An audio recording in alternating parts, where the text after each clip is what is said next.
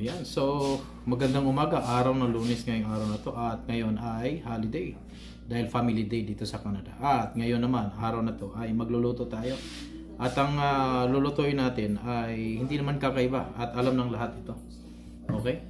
So bali ang recipe natin ngayong araw na to, gagawa tayo ng sisig turkey. Kasi ang turkey ay medyo mahirap panuhin dahil maanggo, di ba?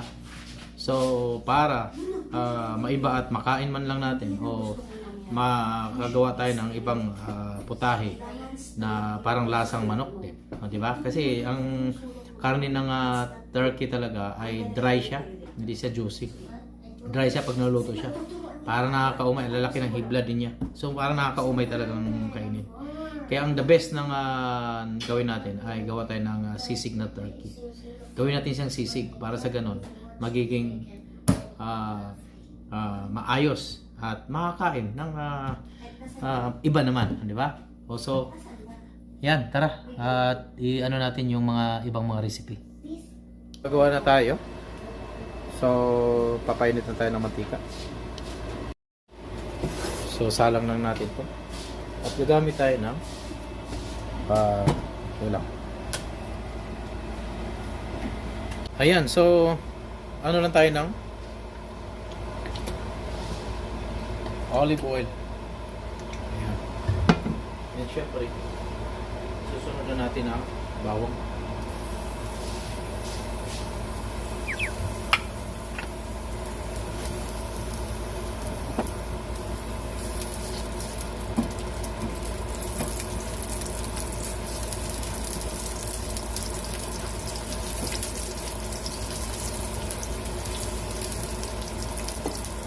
Sunod na natin ang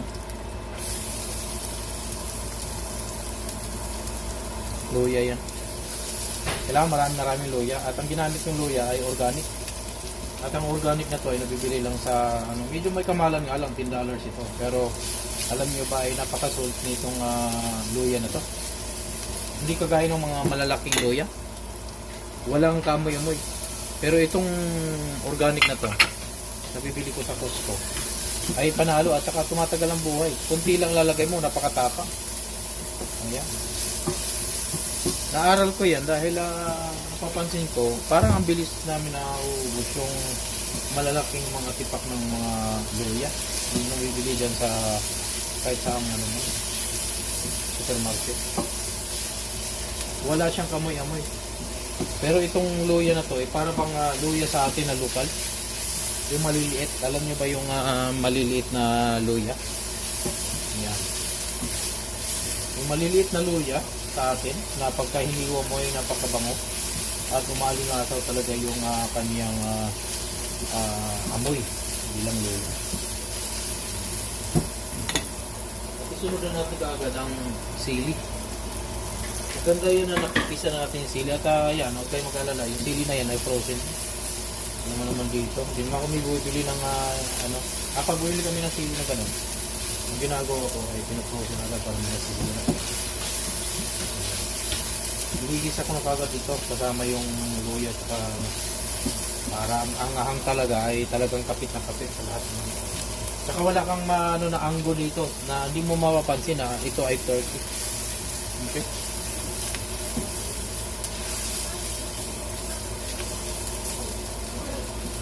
Ayan.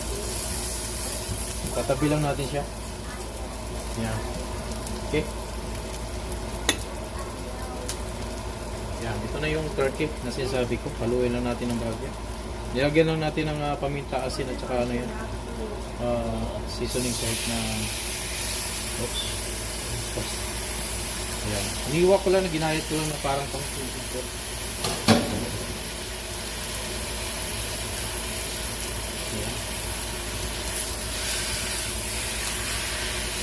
Kailangan dapat malakas ang apoy para kasi magtutubig ito. Kaya kung gano'n magtutubig, kailangan ito dry. Kasi kung patutubigin ito, mahirap lang. Maganda yung makaganon siya.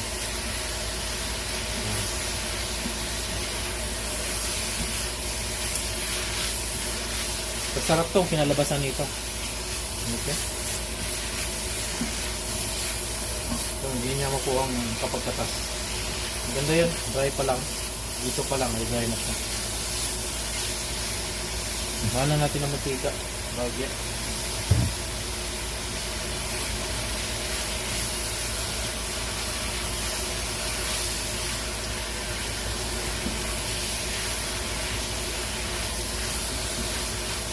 Ganun talaga ang karne ng turkey. Dry. Ano siya? Malalaki ang hibla niya. Kasi di ba ang laki niya. Ito, breast lang niya ito. Sinapo ko na yung mga buto-buto. Pag naluto ito, the best ito.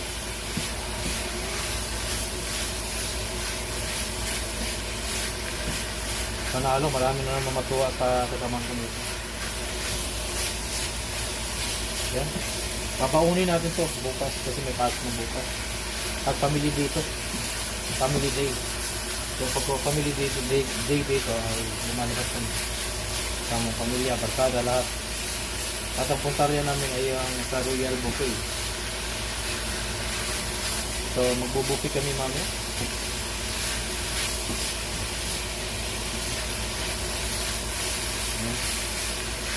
So mag-alala, hindi naman na matigas itong ginayat ko ng mga pino na ito. Hindi na matigas ito.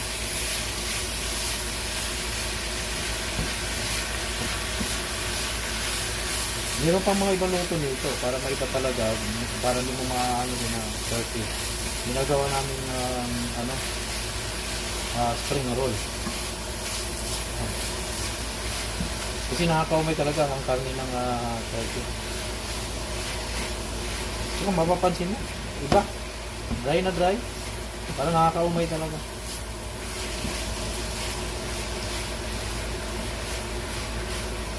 So, ang mga ingredients nito nga pala ay, yun nga.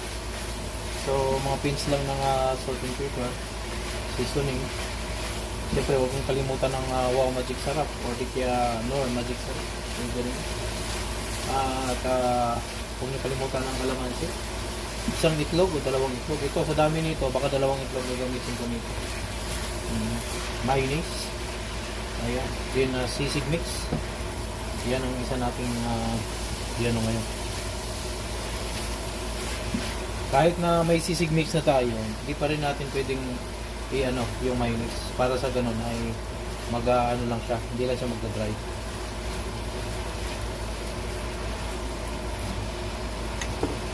Yan. So, dyan lang muna kayo.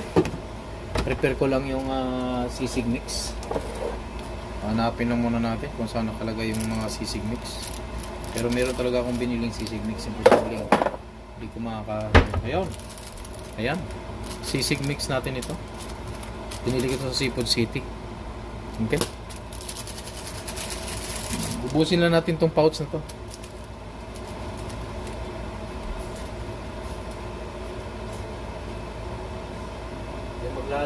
Maglalagay tayo ng bahagyang toyo doon sa ating sisig para sa ganun ay yan mo, nagtutubig na siya. Okay.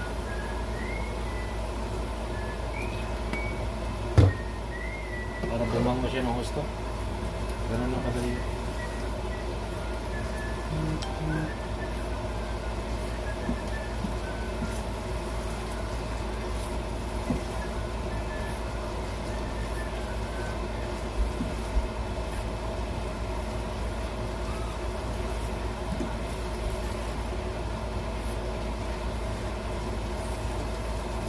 Yan mo, tinakpan ko lang ay umano na siya, nagtubig na siya.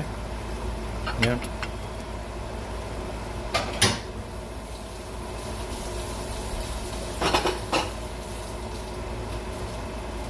So baka dalawang itlog ang kailangan natin siya. At walang problema sa ito. Dahil marami tayong itlog dito. Ayan, isa ito. So itong ating pangunahing ingredients.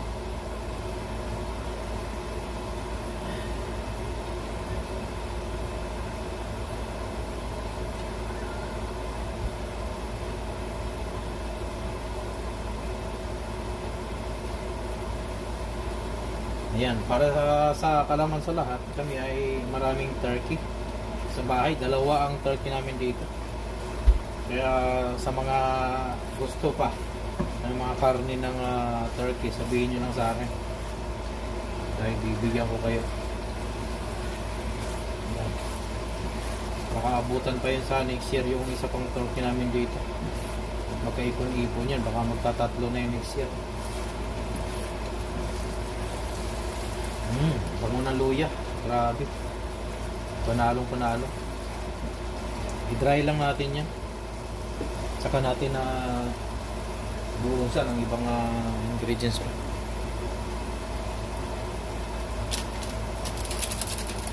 Yan. Ito. Pwede na natin isali. Kalimutan. Dapat ang daming paminta nito. Panalo ito. Yung citrus na to ay talagang maasim ito.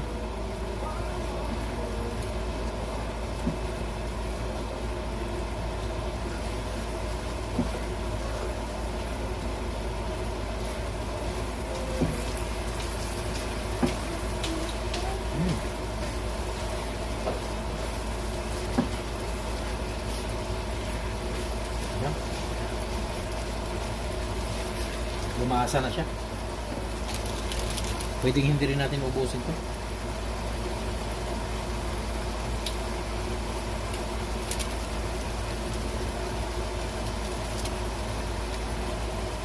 Pwede rin ubusin na natin. Para wala naman.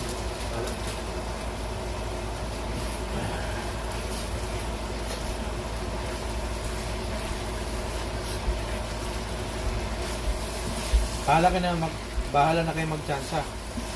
Yung pouch ba ay huwag niyong masyadong dandanin niyo lang kasi baka mamaya malat yung gawa niyo. Kung sa manok ito, huwag niyong ubusin kasi kunti lang yung karne ng manok. Yan, luto na to. Yan. Luto na to. Hindi tayo maglalagay ng kalamansi kasi may citrus pala tong may citrus pepper. So, hindi na kailangan.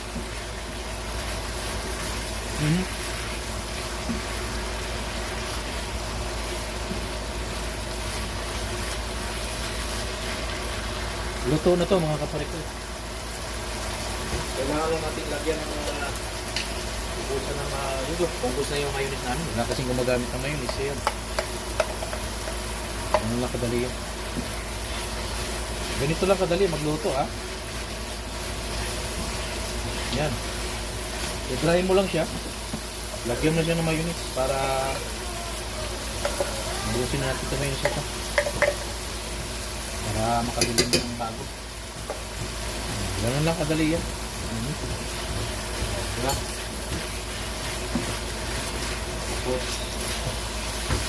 Come on.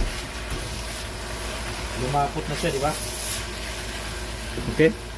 So, saka mo ngayon lalagyan ng itlog yan.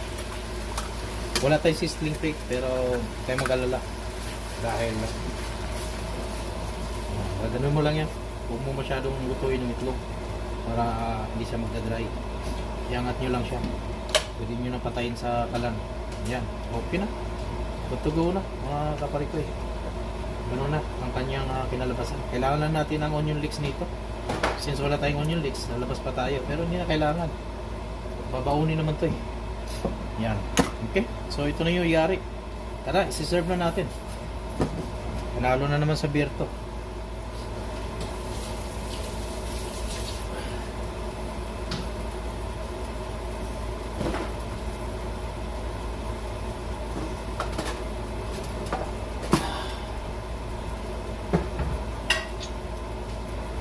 So mga kaparikoy, isi-serve na natin. Hindi na natin pwedeng patatagalin pa. Ayan, okay?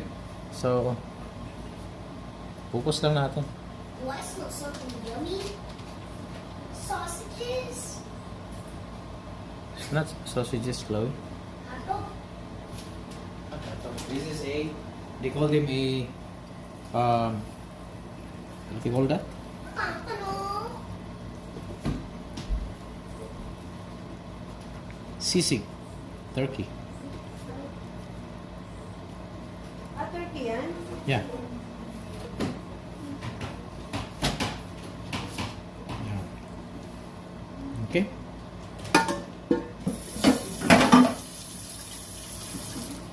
Ayan. Tapos na ang ating sisig turkey.